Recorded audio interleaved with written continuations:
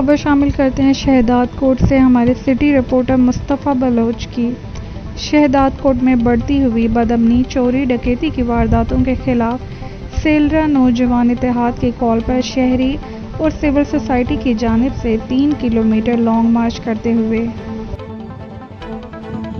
شہداد کوٹ میں state crime, بڑھتی ہوئی بدامنی، چوری ڈکیتی کی وارداتوں کے خلاف سیلرا نوجوان اتحاد کی کال پر شہری اور سول سوسائٹی کی جانب سے 3 کلومیٹر لانگ مارچ کرتے ہوئے کوٹو موٹو چوک پر 4 گھنٹہ دھرنا دیا گیا اور شامیانہ لگا کر روڈ کو بلاک کر دیا گیا۔ دھرنے کے باعث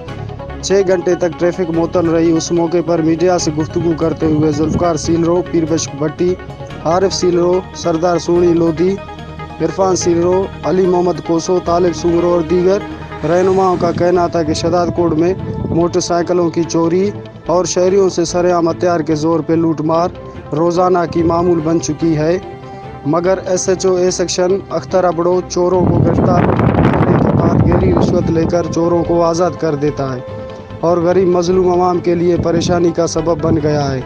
انہوں نے I G Sindh, D I G Larkana, S S P Qambar Shahdad Kot سے پرزور مطالبہ کرتے ہوئے مانگ کی ہے کہ چوروں کے ساتاری S H O Akhtar Abro کو فوری طور